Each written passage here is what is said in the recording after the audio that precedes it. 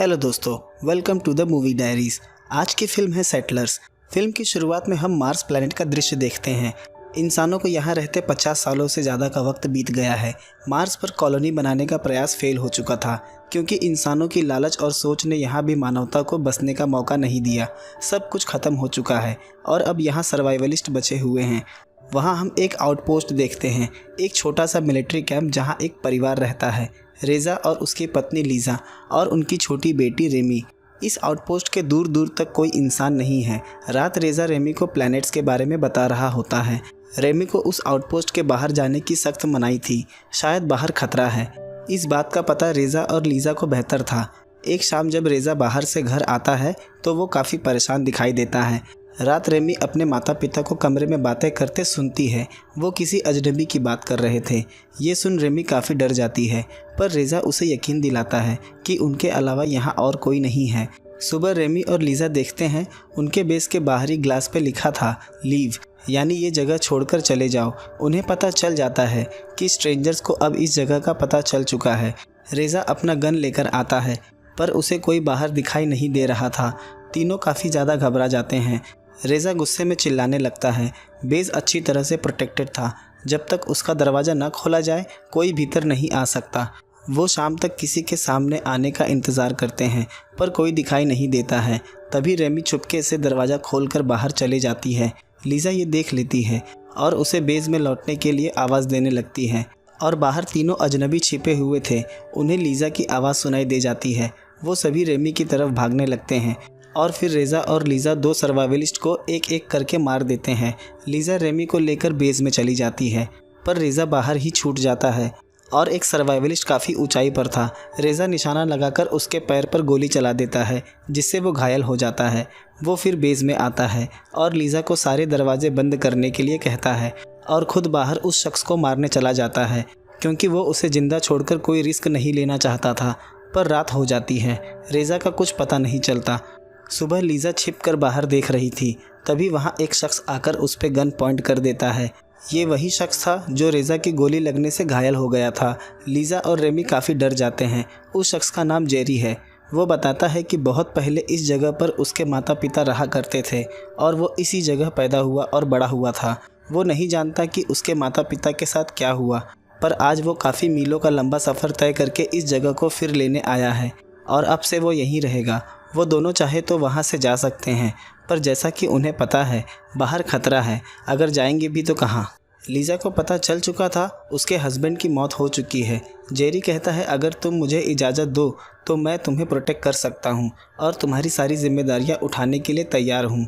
उसके बाद जेरी बाहर चले जाता है और यहाँ लीजा रेमी को लेकर बाहर छिपा देती है और ख़ुद बेस में एक चाकू लेकर छिप जाती है, ताकि जब जेरी वापस आए तो वो उसे जान से मार सके। पर जेरी को लीजा के वहाँ छिपे होने का पता चल जाता है और लीजा उस पर हमला कर देती है। वो उस पर गन पॉइंट कर देता है। जेरी लीजा से 30 दिनों का वक्त मांगता है। वो 30 दिनों तक उसके साथ रहे और उसे खुद को साबित करने का मौका दे। अगर फिर भी उसे लगता है कि उसे यहाँ नहीं रहना चाहिए तो वो यहाँ से चला जाएगा। लीजा उसकी बात मान जाती है, पर वो कहती है सबसे पहले उसे अपने हस्बैंड को दफनाना है और वो रेजा को दफना देती है और वो उसे याद कर काफ़ी इमोशनल हो जाती है। वो चाहकर भी कहीं नहीं जा सकती थी, इसलिए वो अपनी बेटी के साथ यहीं रुकने का फ़ैसला करती है। इसी तरह से दिन बीतने लगते हैं। दोनों में बातचीत नहीं होती थी। अगर जेरी बात भी करता तो लीजा उसका कोई जवाब नहीं देती। एक दिन कुछ सामान लेने लीजा स्टोर रूम में जाती है। वहाँ वो एक बॉक्स को नीचे उतार कर रखती है। वो देखती है वो बॉक्स वहाँ से जाने लगता है। वो एक AI रोबोट था जो कि जेरी का था। जेरी कहता है इससे कोई ख़तरा नहीं है, ये बस एक साधारण रोबोट है। रेमी उस रोबोट को देख काफ़ी खुश होती है। आज से पहले उसने किसी रोबोट को नहीं देखा था। वो उसका नाम स्टीव रख देती है। रात लीजा आसमान की तरफ देख रही थी। वो रेजा को काफ़ी याद कर रही थी। वहाँ जेरी आ जाता है। वो काफ़ी वक्त पहले अपने पेरेंट्स को यहाँ छोड़कर चला गया था और दोबारा यहाँ लौटकर नहीं आना चाहता था, पर वो मजबूर था क्योंकि बाहर सब कुछ ख़त्म हो चुका है। लीजा बताती है उसने उसके पेरेंट्स को नहीं मारा। जब वो यहाँ आए थे तो उसके पेरेंट्स पहले ही मर चुके थे। जेरी अपने और लीजा के बीच दूरियां कम करने में लगा था क्योंकि 30 दिनों में उसका विश्वास जीतना था। इस बात का पता रेमी को चल जाता है कि उसकी माँ अब उसके पिता को भूल चुकी है। वो इस बात से नाराज़ होकर चुपचाप घर से निकल जाती है। स्टीव भी उसके पीछे जाने लगता है, पर वो उसे वहाँ से जाने के लिए कहती है क्योंकि आगे बहुत खतरा है। स्टीव वहाँ से चला जाता है। थोड़ी दूर चलने के बाद वो देखती है उनका फार्म एक फोर्स फील्ड से प्रोटेक्टेड है, जो कि एक बबल की तरह है, जिसकी वजह से अंदर की हवा सांस लेने लायक रहती है।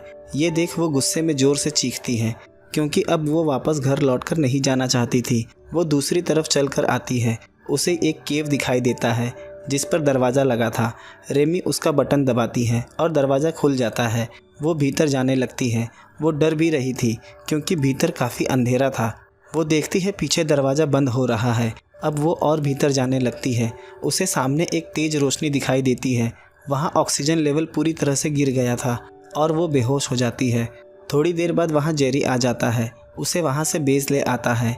वो केव एक रास्ता था जहाँ से उस बबल से बाहर आया जा सकता था। जेरी उसे बताता है बाहर कुछ भी नहीं है। बहुत जल्द उसे भी पता चल जाएगा कि हम कितने खुशनसीब हैं जो हमारे पास ये जगह है। हम देखते हैं 30 दिन पूरे हो चुके हैं। रात रेमी देखती है जेरी सभी ऑक्सीजन मास्क जला रहा है, जिससे पता चलता है कि अब वो यहीं रहने वाला है। इस बात से रेमी अपनी माँ से काफ़ी नाराज़ थी। शायद वो इसकी वजह अपनी माँ को मानती है, पर लीज़ा उसे यकीन दिलाती है कि वो उसके पिता से अब भी उतना प्यार करती है जितना कि वो पहले करती थी। सुबह जेरी लीज़ा को गिटार प्ले करने के लिए कहता है। लीज़ा गाना गाती है जब वो अपने परिवार के साथ गाया करती थी। वो गाना सुन रेमी काफ़ी इमोशनल हो जाती है। वो भागकर स्टोर रूम में चली जाती है। लीज़ा उसके पीछे जाती है, पर रेमी बताती है कि वो अब उससे नफ़रत करती है। वहाँ से लीज़ा घर में आ जाती है। जेरी अपनी गन टेबल पर रख के बाहर आ जाता है। लीज़ा वो गन उठाकर उस पर पॉइंट कर देती है, पर जैसे ही वो ट्रिगर दबाती है उसे पता चलता है कि जेरी ने गन में खाली मैगज़ीन लगाई थी। रेमी बाहर खड़ी ये सब देख रही थी। लीज़ा उस पर चाकू से हमला करती है और जेरी उसे जान से मार देता है। ये देख रेमी वहाँ से भागने लगती है, पर जेरी उसे पकड़ लेता है और उसे यकीन दिलाता है कि वो उसे चोट नहीं पहुँचाएगा। पर वो अब जेरी से काफ़ी डरने लगी थी। हम देखते हैं 10 सालों का वक्त बीत चुका है और अब रेमी बड़ी हो चुकी है। उसने अपने फार्म में काफ़ी ग्रोथ कर लिया था, पर अब भी वो जेरी से नफ़रत करती है और जेरी की किसी भी बात का जवाब नहीं देती थी। एक शाम वो रेमी को एक गिफ्ट देता है। वो उसकी माँ की स्केच थी जो जेरी ने बनाई थी।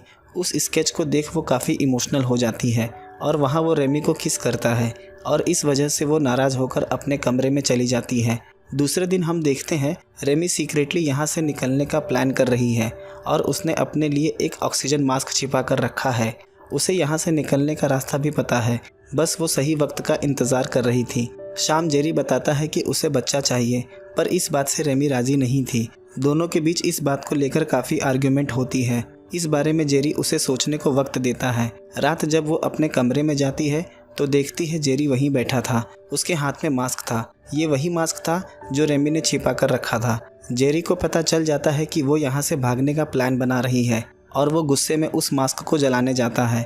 रेमी उसे रोकने की कोशिश करती है, पर वो बताता है बाहर सब खत्म हो चुका है, तुम मेरी जिम्मेदारी हो और यहाँ से नहीं जा सकती। वो गुस्से में उसे धक्का दे देता है, जिससे उसका सर ज़मीन में लगे वाटर टैप से टकरा जाता है और वो बेहोश हो जाती है। वो उसे लेकर भीतर आता है। जब उसे होश आता है तो वो अपने दोनों हाथ बेड से बंधे हुए पाती है। वो काफ़ी डर जाती है।